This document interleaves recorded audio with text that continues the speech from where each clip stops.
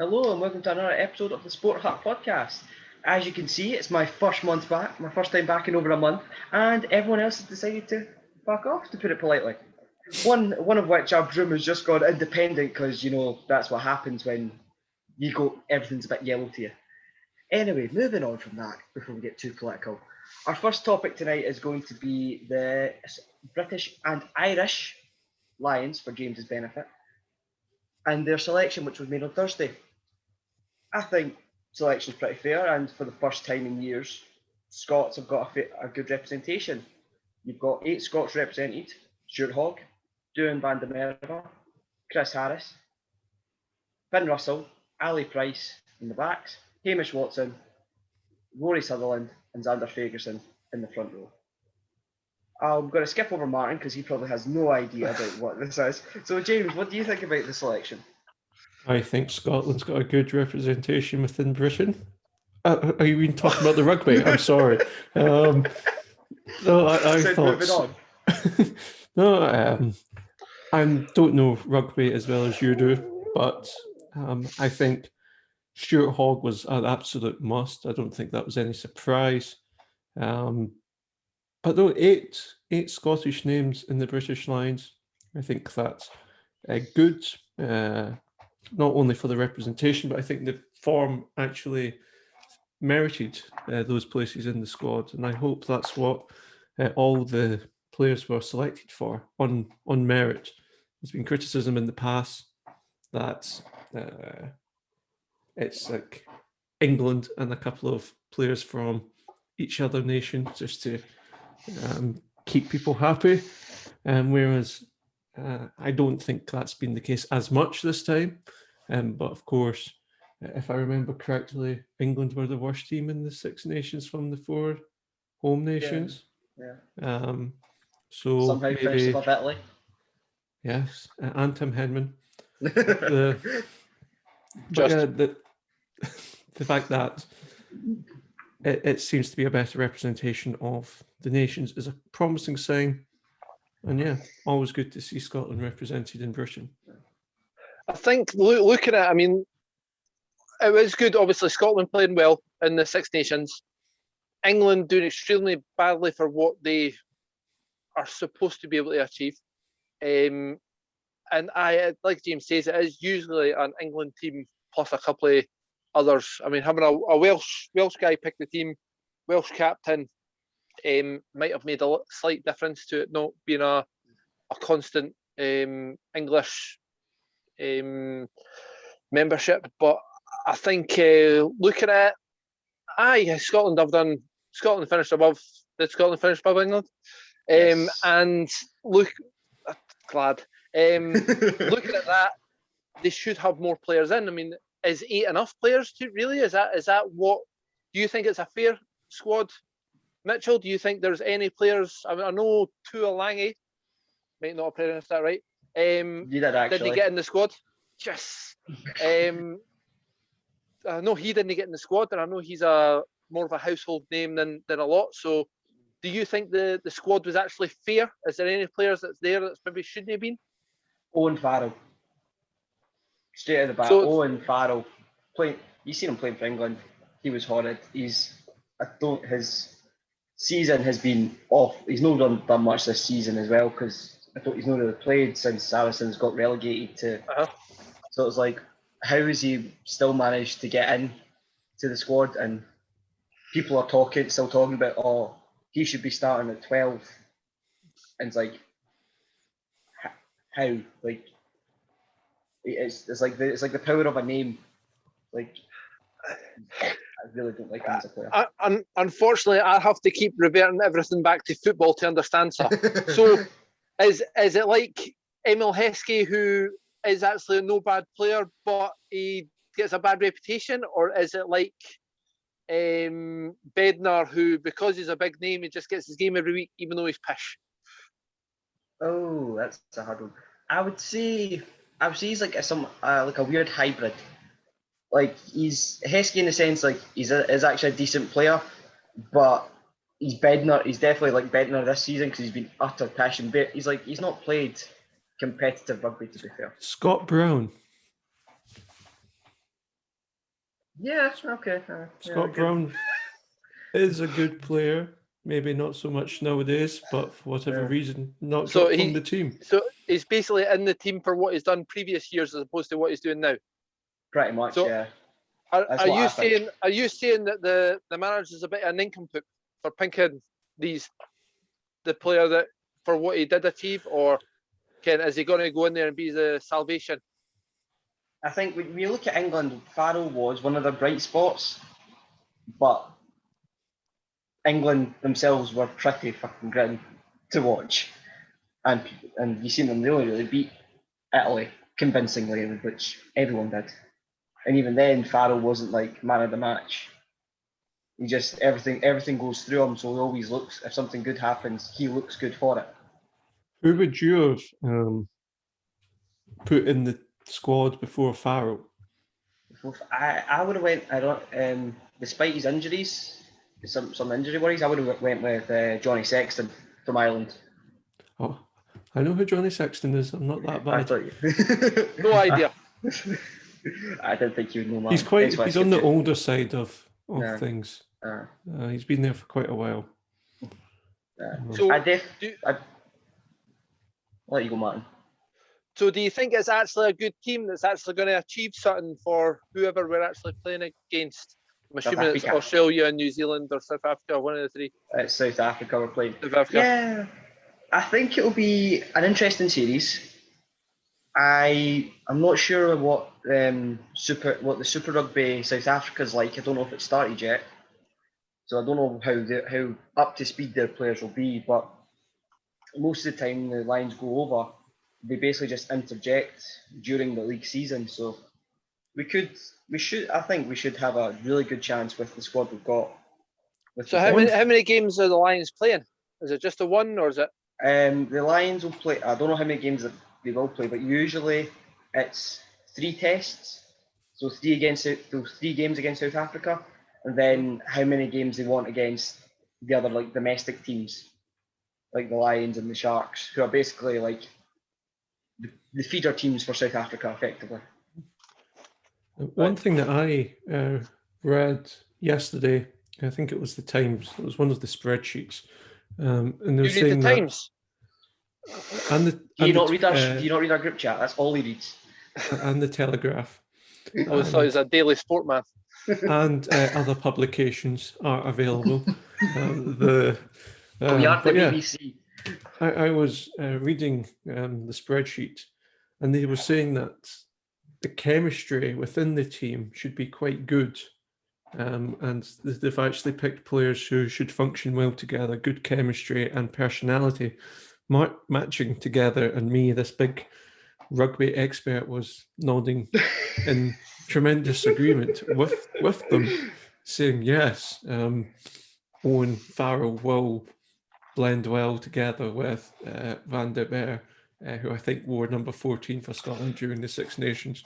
But it was Van der Merwe. That guy, as I say, rugby expert, and he was. Yeah, but he was a winger. You were close. Do you think? What's his name? Duhan Van der Merwe. He sounds like a good old-fashioned lover boy.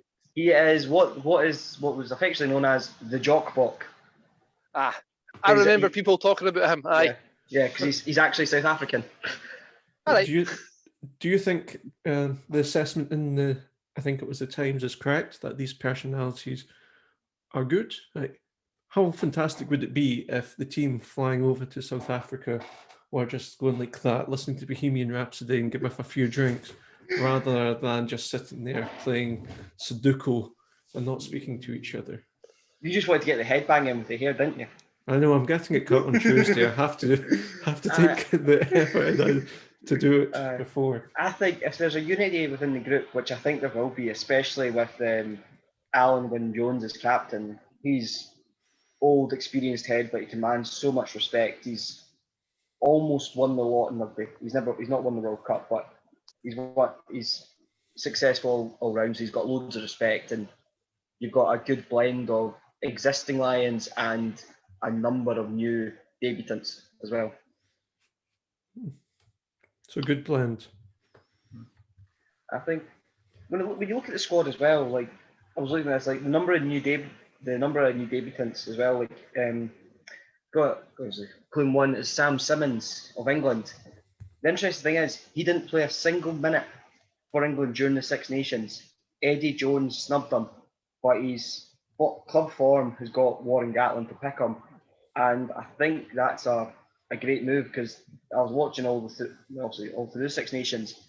All the pundits were questioning why is Jones not called him up? Why is he sticking with the old Saracen boys who are playing like second division rugby effectively? It's a weird one when you get to the point of somebody kind of get their. I suppose it'd be the same for like a Scotland team if a player isn't playing for the first team yet he's getting to play for his country. Is it because of the system that the manager plays, or is it he just fancies him a bit more, or is Eddie Jones just a bit stuck in his ways now? He's got his team and he doesn't really want to go from that. I think definitely for the Six Nations, that was certainly Eddie Jones' problem. He had these reliable lot, ones who got him to the World Cup final where they lost South Africa, and he kind of wanted to keep them going, despite what happened to Saracens that season, where they got found of reaching the salary cap and basically got. They got rangered. No, it wasn't that bad. They got hit with such a points deduction that they couldn't avoid relegation. But even so, I think. Made a Hearts and Rangers. Yeah. I was going to say Sheffield Wednesday as well for this season. Yeah. But yeah, like that's what happened, and most of them just went fine. We'll keep like your Vunipolas. They continued to play for Saracens in the championship, and the championship in England isn't as skillful as the Premiership. It's just two different classes, despite being a league above and a league down. The gulf is pretty big. And I think that's what hurt Eddie Jones. But obviously you've seen that with some of the players. We look at Farrell and Itoje, I'd say Farrell, I think, woefully underperformed. Surprised he got a spot, but Maro Itoje, even still causing Scotland problems, he's still a bull when it comes to playing. Still breaking up the game, and not having him, I think, would be a huge miss for the Lions. He brings something I don't think many other players do. He brings a roar. But no, I agree. He is one player that every time I do watch the rugby, which is frequent, infrequently. But he stands out. He's like, no, that guy's a player. And I don't know why he stands out. He's tall, but he just runs through the lines and he's very aggressive in the tackle. Yeah, that's true. Those are good attributes for his position, because being a forward, they are like it's the fact when you see a breakdown like a ruck or something like that, he's always the one that you're looking at and going, he's always the first one there clearing it out. He's always the most aggressive clearing it out, and there's a reason he got dubbed in the last Lions tour when they played New Zealand. It would have been 2 years ago now for COVID. He was dubbed Super Mario because people are very uncreative when it comes to naming people. Who is Luigi? I have no idea, but it's probably someone we've all forgotten about because that's what happens with Luigi. Mm-hmm. So you're saying back to Eddie Jones and picking his. Who was it that picked the British Lions last time? Was it Warren Gatland, the Wales manager, the Kiwi? He's a New Zealander because he's been the choice manager the past 2 times, if I'm right. So when he went down to New Zealand, he was having to play. He was picking a team to play against his son. Right. So yeah, he's picked it twice. I think that's because Wales have been basically one of the better sides, especially out the Six Nations. So even though, is it usually Wales, or I thought it was mostly the England manager, the England coach that picked it sometimes, or has there been a Scotland coach pick it at all, or has it just been? Not that I know of in my lifetime of Scotland coaches. I know Gregor Townsend is part of the backroom staff, Uh-huh. It's part of Gatland's coaching crew. So I'm presuming he's had a say within the squad, within picking the squad as well. Like, you wouldn't bring the head coach of one of the national teams and his I think the offense coach as well, and Does he not have them know? have an input. Because Townsend not fall out with one of the Scotland players. I want to say Russell or Hogg. Russell. Yeah. Russell. I think it comes down to, I think, a bit of the way Russell plays. Russell's a bit of a maverick, bit of a playmaker, sort of like to put in football terms, like someone like a Paolo Di Canio at West Ham at times. Because Scotland have been a decent side, but he's always been the bright spark. And there's times where obviously he's had his set twos with the manager because that's how he is. He's trying to be he's always the flair player. He can do the down and dirty, but he prefers just to be the one that makes things happen. So out of the 8 players that have been picked, do we think many, if any of them, are going to be starting the game or be first choice? I think out of the 8 that I've chosen, for me personally, I would have Hogg at 15 as fullback. He's by far the best choice, I think. Probably also Hamish Watson as well. He was a Six Nations Player of the Season for a reason. And I'd probably go with, I think Russell would just miss out to Dan Biggar, but I think I'd probably go with Chris Harris in the centre, basically just so I don't have to start Owen Farrell. So I think No what? No Jockbot? I think if he plays number 11, yeah, I think he can, but I'm not sure of where the other choices in that position. Because I think he's not got a choice as 14 because you've got that Lewis young Welsh guy. Yeah, Rhys Zammit. And he's lightning fast. He was a player that caught your eye against us, sadly, in the Six Nations. Oh yeah, his last few games he was one of the standout players for Wales. And I think against South Africa, you need Dooden's a bit too much of an attacking threat, but he's been criticised a bit for his defensive capabilities. What? Sir Ian Robert McGeechan was a British Lions coach who's Scottish international. It's almost as if you had just Googled that, James. Why do you think I kept talking? His nickname was Geach, and he was a coach between... What year was that, James? He was wait, James, just coach. let me read your glasses. I'll see if I can tell. He was a British Lions coach. I don't think for all this period, but 1989 and 2009. That's a long time to be a coach. They still didn't pick any Scotland players. I think you're saying. And Gavin Hastings is the top scorer for the British and Irish Lions, according to Wikipedia. So, I've seen Gavin Hastings play, but he was playing for the Scottish Claymores at American football. That's the only time I've seen him play. Fair enough. I think it's with the line selection. I'm pretty happy with it overall. It's a lot. I just hope it doesn't turn out. I like the last tour where the top scorer was Tommy Seymour, a Scottish player, but never once played against the All Blacks. It was a bit like your top scorer in every other game isn't playing. So I think overall, as I said, the selection for Scotland is great. Having 8 players out of the 37, almost a quarter. Almost. Could have been better, but I'll take it. But I think Gatland, this could be a good chance for him to shine, because especially if we can go to South Africa and beat the World Cup holders, it will say a lot for British and Irish rugby. Only win if they do Bohemian Rhapsody on the plane. Build up the team spirit. So talking about obviously that comes down to managerial decision. And speaking of those, I think, James, you're going to have to talk about the painful subject of Spurs and their manager choice. Well, there's nothing painful about it. There's an obvious choice. His name's Potter. But who is it, Potter, Harry? Harry Kane, Graham Potter. It's already written there, but I'm disappointed you never did a Draco Malfoy impression there with the Potter.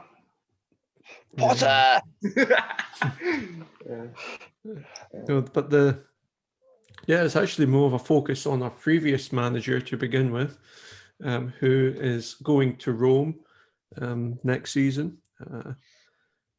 I hope to follow him as a good Catholic. But he's got the job at Roma. A sports podcast that's talking about religion and politics. How diverse are we? Combining the three most unpopular topics you can get at a dinner table. But speaking from experience, I guess. Mourinho to Roma. Last time he was in Serie A, he won the treble with Inter Milan, who recently stopped 10 in a row. But the pain in your voice. The pain. Will Mourinho flourish in Italy? It's known as more defensive football, and Mourinho is known as Mr. Pragmatic. So will Roma suit him more than Spurs? Yes, I think the Italian league definitely suits his style of play a lot better. But I can't see Roma having got the quality of team to be challenging Inter and Juventus. I can't. They're more of a Spurs in that league as well. They're not going to with what they have to do. I mean, they may well sort of splash the cash and get a great investment in and let Mourinho buy Haaland and Mbappe and whoever, but I can't see it happening. I think he's there to sort of... The thing with Mourinho is he started quite young as a manager, but he doesn't spend very long wherever he goes. So he's been at Real Madrid, he's been to Chelsea twice, he's been to Man United, he's been to Spurs, he's been to Inter. Ken, there's a lot of top jobs he's already been to. He's not been in the German league, but I think the Italian league kind of suits him. I totally agree with that. I think the Italian league suits Jose and his defensive style. I, however, do not think Roma suits him as a choice because he is one that kind of comes in, spends the money to get the team. Aye, and Roma's not got that. Well, you look at it now, Roma have got, I'd say, probably the best right back in Alessandro Florenzi out on loan at PSG. And you're looking at it and going, that's a bit of an odd move. And then obviously they sold Kolarov to Inter Milan as well. So it's kind of like, how serious can you really be about challenging if you're selling some of your better players? Which saying Kolarov is one of the better players is scary at the same time. I think it's a weird one as well when you look at the players involved. I mean, how pissed off is Smalling? Yeah, I mean, and Mkhitaryan. And Mkhitaryan. And Mourinho left. He didn't sell didn't put Smalling on loan. That was Solskjaer. But after he left, he made a couple of comments about Smalling. I think he sold Mkhitaryan or got shot at him. Not sure if he did actually. But he didn't have a good word to say about either of them anyway. And they're going to be showing up for training the first week back with Jose there. I'm not sure about this appointment. Part of me thinks it's where Mourinho wants to be. Mourinho likes being the role of underdog. Roma are certainly that in Serie A. Yeah, Roma's definitely fits that category. Chelsea were that category the first time he took over. Porto were definitely that category. Real Madrid were that category because of Pep Guardiola's Barcelona team. And Man United as well, to be fair. Yeah, and he did okay. He did okay there. Not terrible, not great. Well, you go by the advert. Not every achievement deserves a trophy. With his second place. Tottenham was a weird one because he was underdog, but they were very ambitious in terms of new stadium, Amazon documentary, and so on. Whereas Roma, I don't think they've got the same ambition. The fans may have it, but I don't think the owners have it. And the media will probably not hype them up as much as they were hyping Spurs up. So I think it could be a good fit for him. and he can actually buy players to fit the system that he wants to play, rather than buying players for the name to sell jerseys. Like Bale was not a Mourinho appointment or a transfer. Will Roma force him to get people that he doesn't want? I don't think so. Well, you look at Roma's last few signings, and you look at Roma's big names, and they're all well into the 30s. Dzeko, Mkhitaryan, Pedro, even Roma have turned into a feeder team. They're not actually of that level anymore to be able to hold. The big difference between a feeder team and a big team is being able to hold on to your best players. If you can have a good player and hold on to him and keep him and add to it, then you're not a feeder team. You're one of the better teams. But as soon as your players are wanting to get away because they want to go to a bigger team, that turns you into a feeder team. Yeah. Well, you look at some of it, like from that famous night in Barcelona. You lost Manolas, the keeper. The defender. He went to Napoli. Becker, goalie, went to Roma. From Roma to Liverpool. I can't remember if Salah was part of that team, but Salah left for Liverpool as well. Mm-hmm. And then you just keep on going down the list of players who are still there from that night, and it's like not many left. Like even the stalwart that was Daniele De Rossi, he's now playing. Is it Boca Juniors? I think in South America. At least that's where he last was. It's just like he was basically their Totti Junior effectively, and they let him go. Like, and he still had a couple. I think he would have been had a sort of Scott Brown role, sort of better quality than Scott Brown. And in that league, I think even Scott Brown would actually probably be at the pace. He had that quality. He would still have the leadership, and he would make the difference in games. Just how he would drive them on, but they let him go. And then obviously after that, Florenzi, as I said, he was our next captain. He's at PSG currently, so it's like. Well, then also I got mentioned then Everton, Robin Olsen. Robin Olsen is a million times better than their current keeper, Paul Lopez. So why is he out on loan? That indicates financial. Aye, especially the boy at PSG and as well as the boy at Everton. Yeah, definitely financial. But then, people say that Mourinho is outdated, and just there's a new era of football in. And I guess that's summed up by Bayern Munich's new manager, who was linked with the Tottenham job, Ajax's manager, who was linked with the Tottenham job, and basically everyone who's linked with the Tottenham job and who's not going to contract Tottenham. Extension. Yes.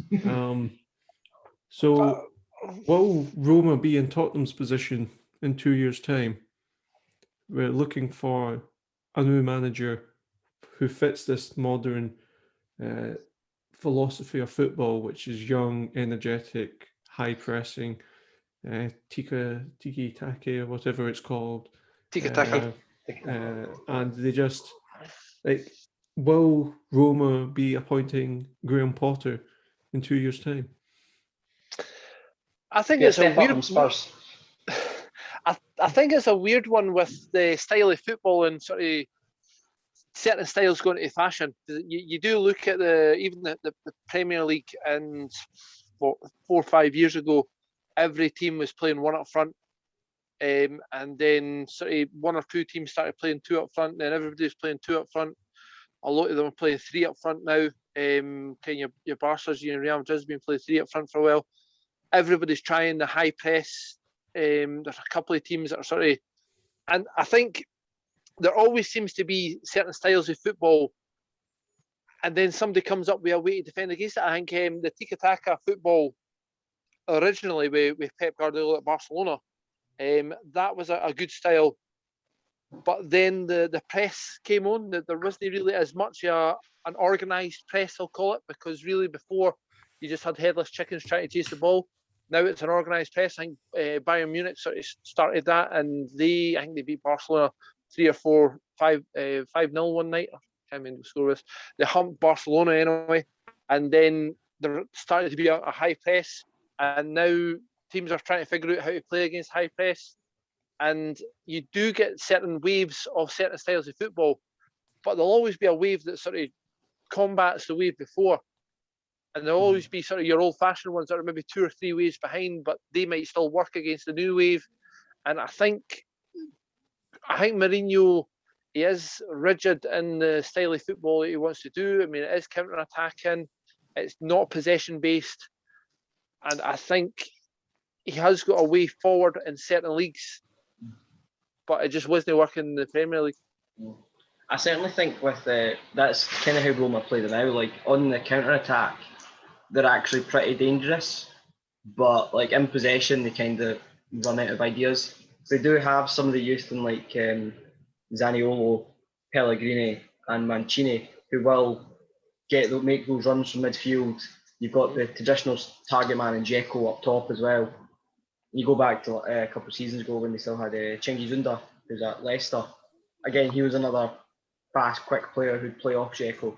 So they kind of still play that long ball to Dzeko, let him flick it on, counter. Do you think Dzeko's a hard enough worker for what Mourinho wants up front? No. For what Milito did for him at Inter? Drogba. And Drogba. Kane. Players that are sort of working hard. I don't think Dzeko's that player. No, I wouldn't say Dzeko is, especially with the way he's been in Serie A. I'm assuming Mourinho is going to go in with the same and use the same playbook, because you can say that about Mourinho, where he has taken the same playbook to every single team he's went. He's got the same system, obviously give or take. He's changed it slightly, tweaked it to a degree. I did like a couple of things he done at Man United. I think Liverpool started the high press stuff, but he had Abramovich and Fellaini. So he, instead of trying to play at the back and play against a high press, he was just lobbing it over the top and missing out 6 players, and then he could start a build up for there. I think some of his ideas will change and they will help and they will go forward. But basically, it's the same playbook, it's the same style, it's the same park the bus counter attack. It worked really well in a lot of the places he went. Can we see him changing his tactics at all to meet modern football, or is he just going to go the same way? The exciting thing would be if Roma let him build the team that he wants, rather than saying you have to buy certain players. Yeah. Because if Mourinho could get a striker in the Drogba mould, a midfielder in the Lampard mould, defenders like Terry and Cannavaro, just like the spine of that Chelsea team, which was so impressive.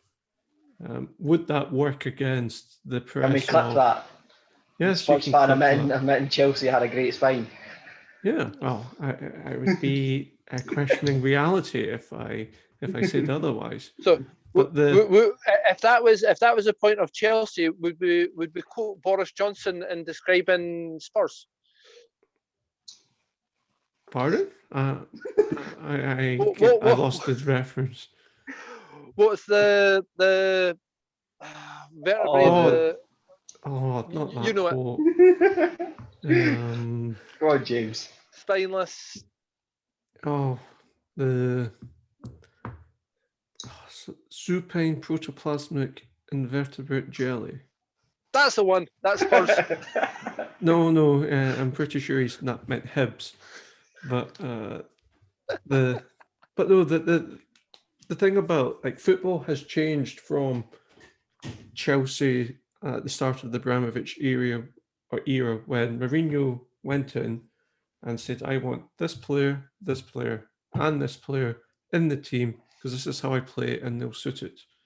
Whereas nowadays, you've got people like director of football and data analysis who I'm in favour of, but it'd be good to see Mourinho in an old-fashioned managerial role saying, I want that player to play that role because that's how I play, and see the two have a proper cultural clash and see who comes out on top. That just as a neutral, because I don't have a team in Serie A. I think Mourinho would do well with that, though. I think as long as, like James says, as long as he's allowed to bring his players to fit his mould, if he can get a striker in, I'm trying to think of a sort of top level striker in the current market that would do his job. Lukaku obviously can't afford him. Lukaku sort of style, big, strong, hardworking. Hopefully does better than he did at Man United, and somebody who's going to do that role for him, like Milito did, because Milito was a great player. He just worked hard and he was dogged and he got his goals here and there, but he worked for the team, and I think he would make a lot of average strikers into a good strikers. That's his main position to make his team work. He needs to have Ken as Drogba, as Kane. He needs that's the sort of the principal role that needs to work. Otherwise, everything else falls to shit. Yeah. And he would buy defenders whose job was to defend. Yes. Too many times with Tottenham and Man U, they were signing players who were known for playing out at the back, but not necessarily out and out defenders.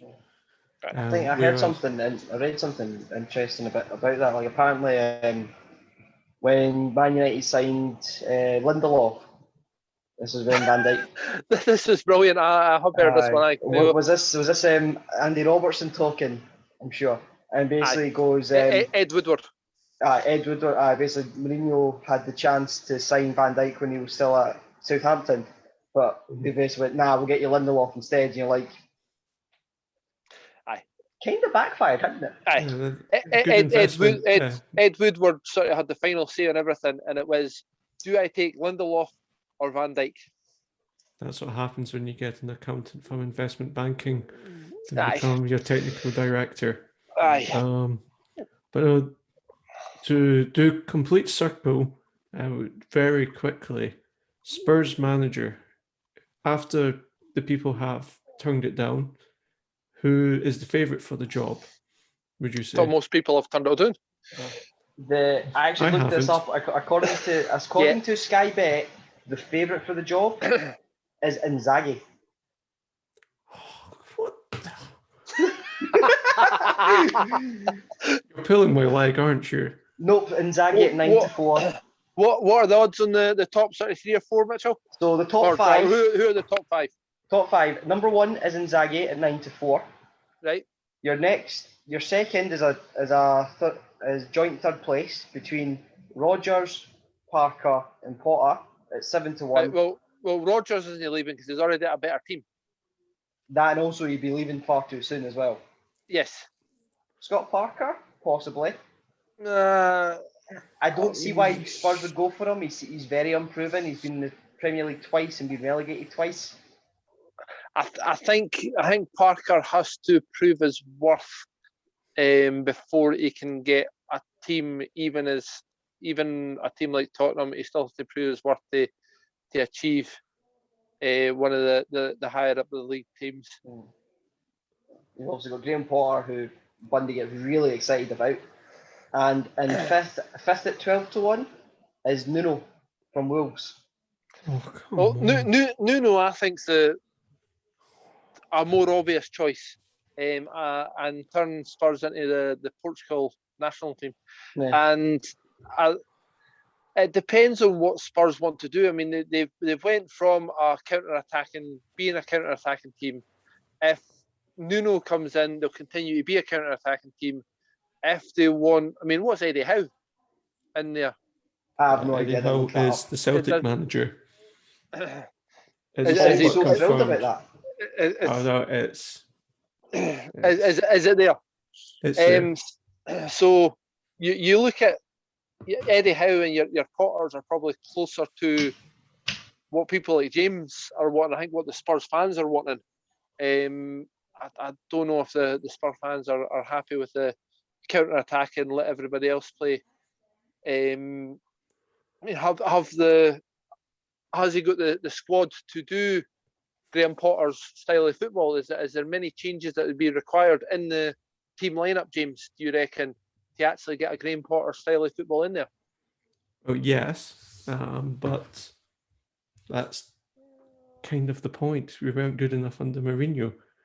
And is Nuno coming in an improvement on Mourinho to play the same style of football? No. I think you look at Nuno as well. Now, like he obviously played the back three with the wing backs, and it worked great. He got some great results. He then went, I'll change. He then went, now I'll change it to go for a back four. People are starting to know how to play against it. It didn't work. He then went, now I'll change back to the back three. And I think the question would be is what Nuno would you get? Would you get Nuno who'd go, the back three works, I know how to play it, I know the system, or do you go for Nuno who goes, I've got different players now, let's try and play with a back four? You'd get the Nuno that was outplayed by Graham Potter today when it was 11v11. Stupid dunk. And thank you for that, because he's in your fantasy football team. He still got me points. He still got me points. Oh shit, we're still doing fantasy football. And you're now third. Third? Yeah. I was 100 ahead in first for a while. I'm gonna have to sign back in and see what's happening. I'm sure I've had Jack Grealish starting for the past 10 weeks. Well, yeah, I think your saving grace is you've had. I think you've had Bruno still as your captain. Yeah, well, that's not been the saving grace for the past couple of weeks. He's had 0 points for the past 4 game weeks until today. I'm actually going to have to look at that. Who else have I got? Calvert-Lewin, he scored today. Yeah, well, Bruno's got a triple game week, so you'll get some points there. I've got a triple captain to use. Sorry. It's already the game week started. You can't use it. Game week started. Shit. Anyway, back to Spurs. Yeah, well, Spurs. I would want Graham Potter, for the obvious reason that he's got Brighton playing very well, with very limited resources. They should be higher up in the league. You can't take him to Spurs where he's going to have probably even more limited resources under Daniel Levy. No, he's not got more. No, that's a pure joke, Mitchell. He's got Harry Kane and Hong Soon Min to finish the goals, or the chances that Brighton creates. Do you really think to finish? Do you really think Harry Kane's going to be there next year? I think so.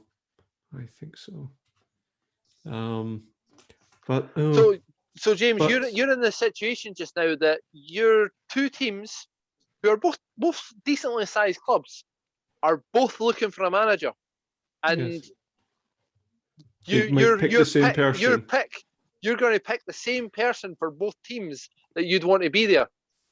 If it does go Eddie Howe and Graham Potter, is that the best two appointments that you could imagine for both clubs? Well, best in terms of realistic, I would say yes. But I don't understand why Scott Parker's been linked. I honestly don't. He has played for the club, so I guess that's why. But he's going to get them relegated to the Championship. Scott Parker, Spurs manager. He has got his team relegated to the Championship. But talking about the Championship, there you go. There's a link. Linked. Championship final weekend of the pre-playoff games this week, and we made some predictions about how the Championship table would finish off a couple of months ago. I'm pretty sure Martin has the results. How wrong was I and Mitchell and yourself? Well, we weren't far off. It was, we're a good few weeks away from it, and I think Swansea had 2 games in hand when I made the prediction. Aye, your prediction was Norwich and Swansea to get the automatic promotions. Wasn't there too bad a shout? Swansea did get in the playoffs. You had Brentford in the playoffs, which was right. Bournemouth in the playoffs, which was right. You then had a little bit of a hiccup in saying that Cardiff and Reading were going to be in the playoffs, and they finished 7th and 8th. You weren't far off. I mean, it wasn't a bad shout. What you didn't do was you didn't mention Watford, and Watford got an automatic promotion. So, I didn't know they were going to appoint a manager from Georgia who suddenly turned the team into superstars overnight. It was a complete didn't care what I'm doing, let's just put people on the pitch and look, they're scoring, good, let's keep going. I've heard a lot of rumours that he doesn't have a clue what he's doing, but keeps morale up. So it's worked for them. He's obviously watched the movie Ted Lasso, or not movie, but the Apple TV and other streams are available. Yeah, To I've heard of that. I've not seen it yet. Any good? yeah, it's actually quite funny. It's an American football coach from college football who comes over and basically takes over Crystal Palace as manager. Does better than Roy Hodgson? Well, he gets them relegated, but better than Frank de Boer then. But he gets the troops and morale up, and he got an upturn at the end of the season, so he keeps the job, which is season 2. So I might have to watch that. Mitchell, so you went for Norwich and Brentford. Also a good shout. Brentford came third. Always a bad place to come in a threesome. So you went with Watford, Swansea, Bournemouth and Cardiff. So apart from Cardiff, not too bad. Shahan only gave us Norwich and Brentford, and I wasn't sure what was happening to the rest of it. I think he might have mentioned Sheffield Wednesday. That was if I remember right. That was you. My shout, I reckon I was pretty close actually. I went Norwich and Brentford. Again, Brentford's finished in third. But I said Barnsley, Swansea, Watford and Bournemouth. Obviously I got Brentford and Watford mixed up, but I got the teams in the right place. I've always got this thing about the Championship. It is a good league to watch. Have either of you watched much of the Championship this year? Yeah. Bits and pieces. You're aware Bournemouth play in the Championship? Yes, I knew that. From the start of the season, unlike our friend who's went independent. But no, the one thing that just annoys me about the playoffs and the teams there is Ivan Toney. Celtic, apparently he was in Celtic Park, agreed a contract, and Peter Lawwell refused to give an extra £1 million. I see a recurring theme here. Yeah. How did the John McGinn negotiations go with him on the year that you spent a couple of million on the disco lights? He came into Parkhead, agreed a contract, and Peter Lawwell wouldn't pay an extra £250,000. The Leicester fullbacks, who are the two young Leicester fullbacks? Castagna and Thomas. Yep. Didn't Brendan Rodgers scout them when he was at Celtic as well? He did. But we got Laxalt and Kenny on loan, and we got Duffy on loan, and we got a Yeti up front for £5 million. You got Barkas in goal. Oh wait, no, he's just warming the bench. He's not even warming the bench nowadays. Well, we seem to talk about Celtic a lot in this. I brought it back to Celtic, but he scored 30 goals this season in the Championship. Yes. Which is obviously a great looks a player as well. That league. He does look a player. It's not just the scoring goals; it's what he does around about as well as the scoring goals. Aye. And Brentford, other than Toney, because I know he should be wearing green and white hoops this season if it weren't for Peter Lawwell, but Brentford are a fascinating team, and it's why I want them to get promoted, because everyone knows I like expected goals and all those things. Never. But Brentford have implemented a data scouting system where they basically get players on data, and it's like a poor man's version of Moneyball, if you want to describe it, because it's not as dramatic as Hollywood make out to be, but they do have data. And Brentford's owner is somebody who was in the betting circles, and he developed all these data metrics to predict football games, to beat the bookies, to make money for himself and his business. And then after making quite a bit of money, he said, well, why not buy a football team and try and do the same thing and beat the system with this data? So he's got a whole functioning business outside of Brentford, whose job it is to produce the data, and Brentford use this data to buy teams. But if you look at the players that they've actually produced, and signed from it. It is very impressive. I've got to say, I mean, Brentford, I put them down as an automatic promotion because you kind of wanted them to, because they're exciting to watch. They're a good team. They play good football. There's a lot of players that if you haven't heard of them before, you will have heard of them after you've started watching them, because they are sort of ones that you'll take notice of. This will probably take us on to the who do we think is going to win the playoffs, because I do think Brentford are the best team. But do we think, James, do you think Brentford could get up to the Premiership with the games they've got to play against your Swansea, Barnsley and Bournemouth? Well, I think if Tony scores the goals that he's been scoring, you can't rule them out. Another person who fascinates me is the Barnsley head coach. Yeah. He seems a little bit of a maverick, but in a good way. Mm-hmm. He seems to be very up to date on sports nutrition and rotating players. And because they've got 5 subs this season, he's developed kind of a reputation of subbing 3 at half time. Yeah. Just to keep the legs fresh. So if he's managed to max out the players' fitness for during the season, that might come in handy at the playoffs. Actually, the playoffs are a lot of games in a short period of time after a season's already over, finished. Basically. Yeah, and this season in particular with COVID. They must have played and the championship. Yeah. Even before the playoffs, they must have played 50 odd games, haven't they? Most of the championship teams. So 46 games. 46 games in the season. And that's not including any cup ties as well. Aye. So I would say Brentford are the favourites, but don't rule Barnsley out. I have a soft spot for Barnsley. I've been to Oakwell. Shithole of a stadium, but I've been there at least. I've got a soft spot for them. I do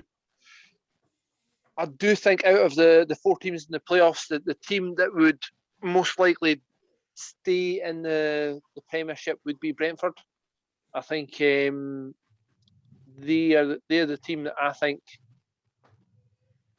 obviously with their scouting system that James went over, with that and a bit of money to actually get players that are maybe a step above what they've already got, still using the same tactics to get, but having a bit more money to influence it. I think Brentford are the team to beat. Mitchell? I definitely agree. I do think Brentford are the team to beat. They play really nice football and they're so dangerous when they're attacking. You look at us, and as you say, Barnsley are a bit of like they're probably like the oddball team. They're kind of the manager's a maverick. You kind of, it's almost like you're not quite sure what you're going to get from them, even though like you've had 46 games. But then you look at the other 2, Bournemouth and Swansea. I feel Bournemouth are basically the same team that went down, obviously minus a few players, but they play very similar. I think they kind of obviously lost Eddie Howe. Was it Jason Tyndall took over? He was the assistant, who was basically Eddie Howe's right hand man, so didn't really change the system. Now it's Woodgate, is it not, that's in charge? Yep. Who was Tyndall's right hand man. So it's like, even if they've changed, they may have changed the system, but they've all kind of still just tweaked. Right. And Swansea, I feel they can be a bit too reliant on Andre Ayew, I think it is. Mm-hmm. Ayew, to kind of produce that bit of magic for them at times if they're feeling a bit flat. I think a lot of it is to do with what your run is like at the end of the season as well. I'm just looking at last 5 games. Brentford won 4 of the last 5, drew the last game. Swansea are lose, win, draw, lose, draw. Barnsley are draw, lose, win, lose. Bournemouth are lose, draw, win, win. So Brentford are going in there on form. Yeah. It's the 2 form teams, I'd say, that are going in with. Okay, Bournemouth have won the last 2. I think the first game will be Brentford. Bournemouth won the last 2. So it'll be Brentford versus Bournemouth in one of the playoff games. So that's momentum versus some momentum. So I think that'll be interesting. But Barnsley were rotating very heavily at the end as well, so it's quite hard just to pick it out. You have got to take into account the difference between 6th place Bournemouth and 7th place Reading is 7 points. So that was tied up 2 games for the end of the season. The other thing I want to talk about with the Championship is the lower end of the Championship. There was a lot of talk of Wayne Rooney in Derby, and Derby just about getting relegated. And the only thing that stopped Derby getting relegated was Rotherham not winning. Because Rotherham actually put a no bad run together. Wickham put a really good run together for a team so low down the table, and were very close not to get relegated. But I think a 3-3 draw with Derby and Rotherham last game of the season. No, Derby and Sheffield Wednesday last game of the season actually secured Derby to be staying in the Championship. I watched the Derby game. Jeez, that went back and forth. 3 each. Last game of the season to keep yourself in the league. After they went 1-0 down, half time, 2-1 up, 2-0, 3-2 down, then 3-0. It's just fair play. I've got to say, I quite like watching. I quite like Derby, and I did feel kind of like when they started that badly, it was just like, what's happened here? Why is Cocu done so badly? Like he was bad, and he was bad in his first season with them. It was just even worse this season. I mean, he took over from Lampard, and Lampard got them to the playoffs. They got beat from Aston Villa in the playoffs, in the final. And you were thinking, right, this is Derby's league next year, because usually when you get beat in the final of playoffs, you're the one that's looking to get back. Obviously, there's teams coming down as well, but you're the on-form team to be pushing to promotion. It just didn't. I mean, almost get relegated. Yeah, I think what people don't appreciate with that Derby side under Lampard is when Lampard left, he took Mount with him, he took Tomori with him. They lost Harry Wilson back to Liverpool. I'm sure they lost another 1 or 2. I'm sure they lost Tom Hiddleston as well. So it's like there's 4 or 5 of the key players gone from that season. And they also appointed Philippe Coucou from PSV and spent ridiculous amount of money to get Wayne Rooney in a kind of sponsorship deal with 32 and so on.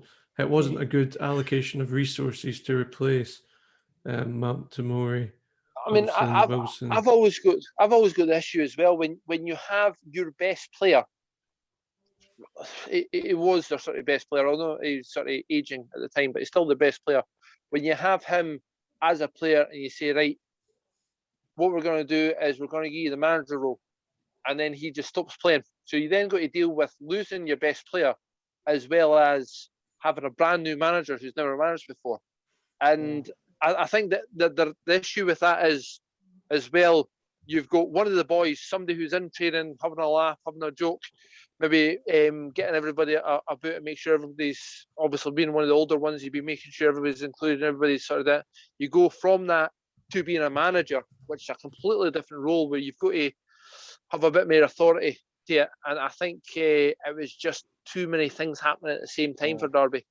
Well, you look, it happened with Anderlecht as well, with Company. So it was like, it was there to see. Like, in the modern game, it's hard to do. It's hard, if not nigh on impossible, to be a player coach now. Yeah. Good luck to Aberdeen. Yeah. Not good luck to Aberdeen. I'm quite happy.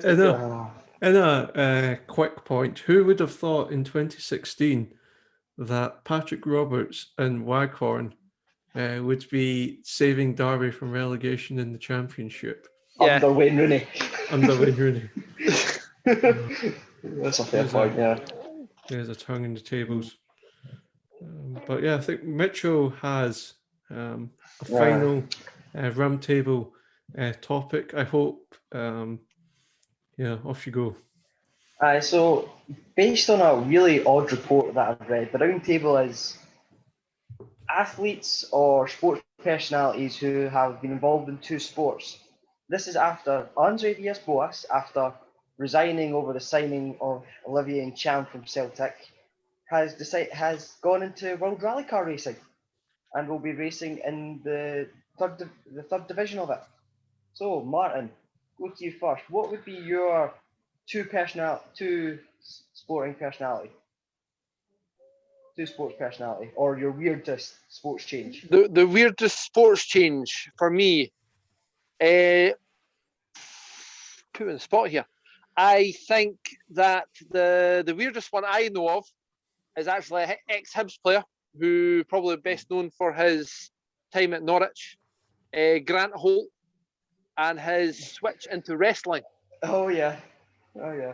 So Grant Holt going from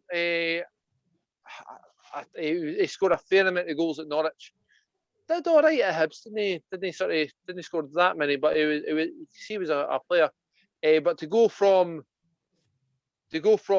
football to wrestling, and I think he was entered in the 40-man Royal Rumble, and I think as a career change, that's a pretty big step. He's not the first footballer I've heard doing it. I'm trying to remember. There's another boy, I think it's Sean something or other, or guy had black long hair. He was the old former Wolfsburg keeper, is what I'm thinking goalkeeper, of. He was a goalkeeper. Yeah. Anyway, James, what would yours be? Again, I'm going for a former player from the team that I support, which is Henrik Larsson. When he retired from football, he started playing in the Swedish top flight of floorball, which is a form of indoor hockey. Okay. Floorball. Imagine the shenanigans you could achieve in that game. It's like 5 or 6-a-side hockey indoors. And Henrik Larsson played in the top flight in Sweden after his retirement from football. Yeah. I'm surprised neither of you went for the one that I thought was probably the most obvious. What was that? What was it? Michael Jordan. Michael Jordan got to baseball.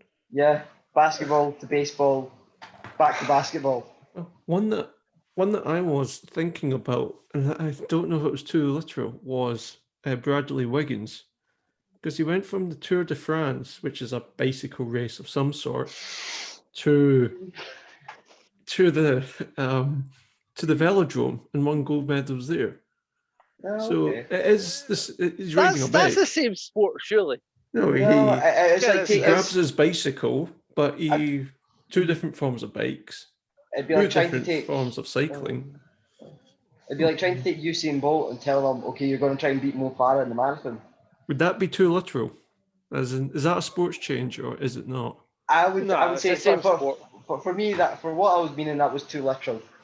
But my I've said Michael Jordan. My other option, just following yours, would be a former player from Chelsea. Well, I say former player. I say current player from Chelsea. The one and only Petr Cech, retired at the retirement home that is Arsenal, because he wanted an easy life, which he didn't get, and he went to play ice hockey. Now he's back at Chelsea. He's now their fourth choice goalkeeper. Go figure. And I think there's been a few crossovers, and it seems to be goalkeepers a lot. Goalkeepers seem to cross over a lot. Hibs used to have a goalkeeper, Ollie Scots, and he was also, I can't remember what nationality he was, and he also played basketball for his national team, but he played football and goals. It was fair enough. It seems to be the goalkeepers that sort of trend from different sports. Any other sports you played? The other one that I was thinking of, you mentioned goalkeepers, Artur Boric. He didn't go into a different sport. He just got drunk every weekend, went to parties and hooked up with what the media described was fat-bottomed girls. It wasn't very complimentary. He was a bit of a fairy king, was he not? He was. Proper fairy fella. But the reason why I had to clarify about Bradley Wiggins was because you said different sports, and as you know, I'm a La blah blah. He would say. I'm a big fan of words. Yeah. And Really? yes, Are you? I am. And it was Use that them just extremely well. the literalness of the definition. I was trying to say La Palabra de Amor, which is, Oh of God, course, use the Latin. it's not Latin. This is a usual occurrence for us, folks. I can tell you it's not Wait a minute, Latin. is that no the March of the Black Queen or something? What does that mean? What translation is I don't know. Amor? I'm more. Sorry, I thought you said something else. What word did you think I said? I don't know. Noir. I didn't know. The Latin for queen is Regina. All right, sorry. Which is a Mean Girls reference, just that you know, Regina George. Why do you think she was called Regina? Okay, James, before you totally ruin your reputation, I On mean within the Wednesdays, Tory I wear community. pink. Regina Phalange. Stop trying to be fetch. Fetch isn't going to happen. I love you got quiet when you realised that we were listening to you. Anyway, you were saying about literalness. Oh no, yeah. So the definition of different sports, I would say the Tour de France is a different sport from the velodrome. I think just Not look at, having go, I think what, You're one of your not last. having What What no, about cycling the Tour de France and then landing on the moon? Damn you! That was my joke. Anyway, Yes. on that note, before Bundy really ruins his reputation within even the Tory community, He's got a reputation. I never said it was a good one. Thank you all for listening to the Sports Hub podcast. If you disagree with us on any of these points, please let us know, because we'll have someone shout at you in our comment section, which is always fun. And so until next time, please like, subscribe, and follow. Sports Hub Podcast.